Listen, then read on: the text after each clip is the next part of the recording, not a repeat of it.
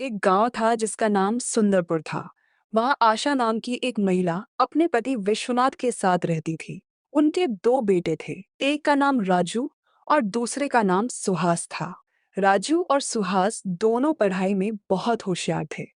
यह देखकर आशा हमेशा अपने पति विश्वनाथ से कहती, हमारे बच्चे हमारा गर्व है।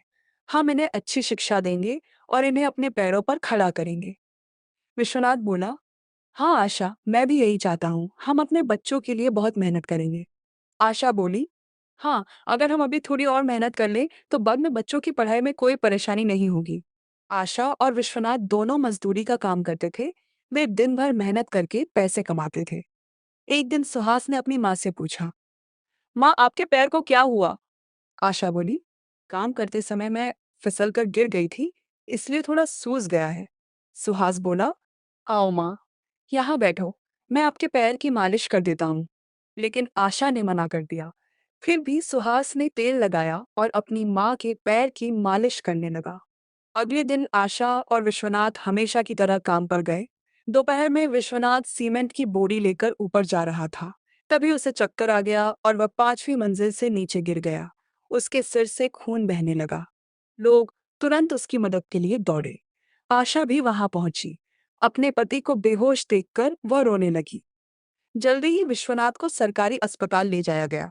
डॉक्टर ने बताया कि उसकी मृत्यु हो चुकी है। यह सुनते ही आशा बेहोश हो गई। उसकी पड़ोसन सुषमा ने उसे संभाला और घर ले गई। कुछ दिनों बाद आशा ने सुषमा से कहा, अब मैं क्या करूं? मैं बच्चों की देखभाल कैसे करूंगी? सुषमा बोली, तुम्हें अपने बच्चों का सहारा बनना होगा। तुम्हें उनके लिए कमाना होगा। आशा बोली, हाँ, मुझे अपने बच्चों के लिए मजबूत बनना होगा। अगले दिन से आशा फिर काम पर जाने लगी। अब आशा दिन रात मेहनत करने लगी। दिन में मजदूरी करती और रात में सिलाई कढ़ाई का काम करके अतिरिक्त पैसे कमाती।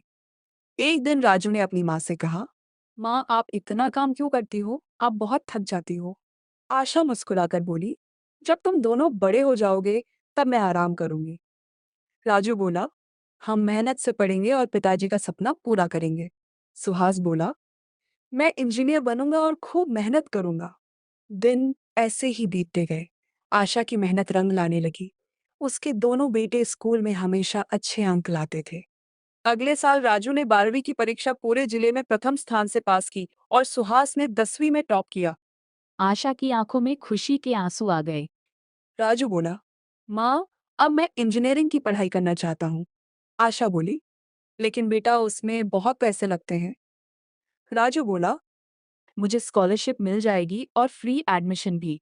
आशा खुश होकर बोली, ये बहुत अच्छी बात है। कुछ दिनों बाद राजू पढ़ाई के लिए शहर चला गया। विश्वनाथ का दोस्त शंकर अक्सर शहर जाता था, इसलिए आशा हर महीने उसके हाथों 5,000 रुपए राजू को भेज देती थी। कुछ महीनों बाद शंकर लालची हो गया। वह पैसे में से कुछ अपने पास रख लेता और बाकी राजू को देता। एक दिन राजू ने पूछा, अंकल, माँ ने सिर्फ इतने ही पैसे भेजे हैं? शंकर बोला, हाँ बेटा, तुम्हारी माँ कुछ दिनों से काम पर नहीं गई थी। राजू उसी पैसे में अपना खर्च चलाने लगा। दिवाली की छुट्टियों में जब राजू घर आया तब उसे सच्चाई पता चली।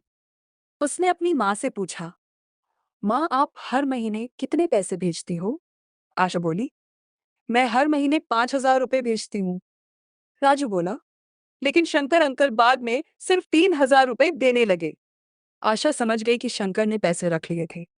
राजू बोला, माँ, लोग आपकी अच्छाई का फायदा उठाते हैं, चलिए उनसे बात करते हैं। दोनों शंकर के घर पहुंचे। आशा बोली, मैंने आप पर भरोसा करके पैसे दिए थे, लेकिन आपने धोखा दिया। शंकर बोला, मैंने कुछ नहीं किया। राजू को बहुत गुस्सा आया। वो अपनी माँ को लेकर घर लौट आया। समय बीतता गया। राजू मेहनत करके एक बड़ा इंजीनियर बन गया और सुहास पुलिस इंस्पेक्टर बन गया। आशा ने खुशी से कहा, तुम दोनों ने मेरा और अपने पिता का सपना पूरा कर दिया।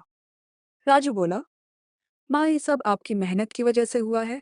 आशा बोली, अब हमेशा ईमानदारी से अपना काम करना। दोनों बेटों ने अपनी माँ को गले लगा लिया। शंकर गांव के कई लोगों को धोखा देता था। एक दिन सुहास ने उसे जेल में डाल दिया और कहा, अगर लोगों को धोखा देना बंद नहीं किया तो जिंदगी जेल में बितानी पड़ेगी। शंकर डर गया और उसने सबके पैसे वापस कर दिए। अब आशा अपने बच्चों के साथ खुशी से रहने लगी। एक मेहनती माँ अपने बच्चों को अच्छी शिक्षा और अच्छा जीवन दे सकती है। मेहनत का फल हमेशा मीठा होता है।